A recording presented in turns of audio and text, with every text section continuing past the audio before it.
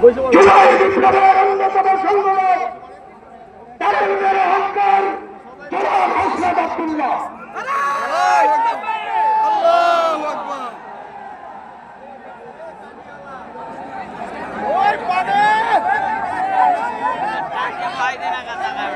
প্রিয় সংগ্রামী সহযোদ্ধা, আমাদের দ্বিতীয় স্বাধীনতার 8 মাস পরে আমরা এখানে জমায়েত হতে পেরেছি।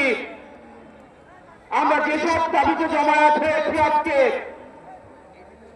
সেটি আমাদের জন্য গর্বের কিছু নয়, বরং এটি আমাদের জন্য লজ্জা।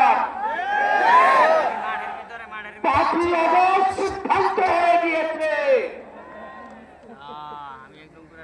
হাসিনার পুনর্বাসন আওয়ামী লীগের পুনর্বাসনের প্রতি সারা বাংলাদেশের মানুষ রেড কার্ড দেখে দিয়েছে। 5ই আগস্ট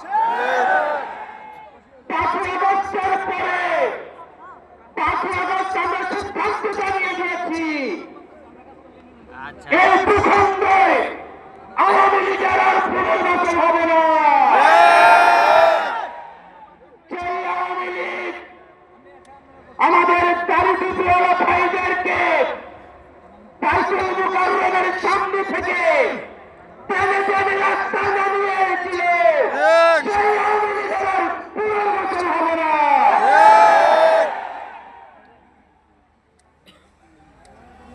প্রিয় সংগ্রামী সহযোদ্ধা, অত্যন্ত পরিতাপের বিষয়, আজকে 8 মাস পরে এসেও আমাদের দেশের অনেক রাজনৈতিক দল, অনেক রাজনীতিবিদ আমাদেরকে বারবার করে মনে করিয়ে দেয় আওয়ামী লীগ নাকি রাজনৈতিক দল, এবং এই রাজনৈতিক দল নিয়ে সিদ্ধান্ত আসার এখতিয়ার নাকি তাদের নেই। ডক্টর মোহাম্মদ ইউনূস গত কিছুদিন আগে বলেছেন আগামী নির্বাচনে আওয়ামী লীগ অংশগ্রহণ করবে কি করবে না সেটি সিদ্ধান্ত নাকি আওয়ামী লীগের।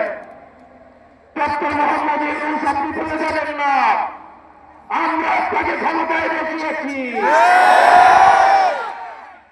আওয়ামী লীগ নির্বাচন করবে কি করবে না, আওয়ামী লীগ আসবে কি আসবে না, এই সিদ্ধান্ত নিয়েছি আমরা।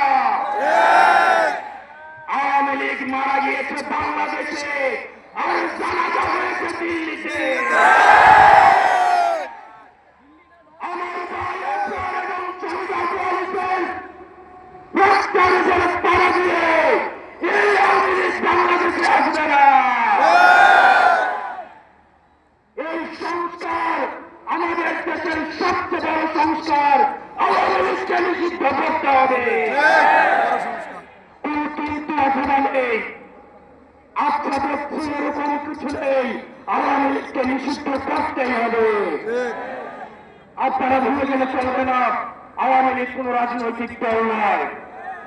৭১ পরবর্তী সময়ে আপনারা দেখেছেন শেখ মুজিব সর্বপ্রথম বাকশাল কায়েম করে গণতন্ত্রকে বেড়াকে হত্যা করেছে।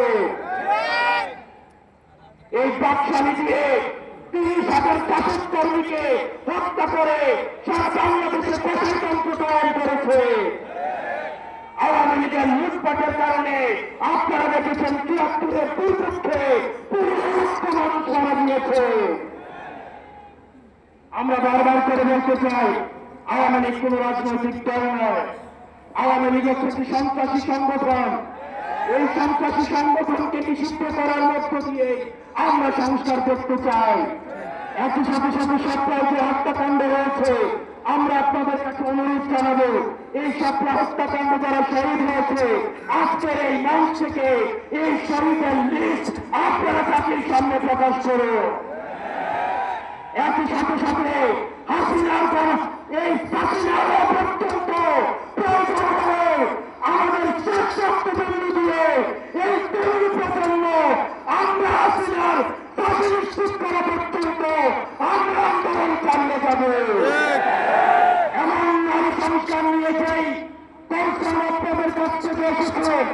আমরা চাই ডক্টর মোহাম্মদ ইউনূস এই কনসার্নগুলিকে আপনি অতি সত্তর অভ্যাস করবেন এবং অপ্রয়োজনীয় যে সংস্কারগুলি রয়েছে সেটিকে পাশ কাটিয়ে প্রয়োজনীয় যে সংস্কারগুলি রয়েছে, যেটির মধ্য দিয়ে নারীদের অধিকার নিশ্চিত হয়, যেটির মধ্য দিয়ে নারীদের সম্মান নিশ্চিত হয় এবং আমাদের দেশের ধর্ম এবং কালচারাল সংস্কৃতির যে সম্মানক ক্ষুণ্ণ থাকে, সেই অধিকারগুলো, সেই সংস্কারগুলিতে আপনাকে জোর দেওয়ার জন্য আহ্বান জানাচ্ছি।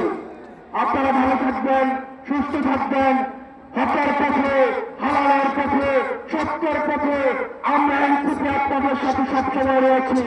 ইনকিলাব, ইনকিলাব, ইনকিলাব।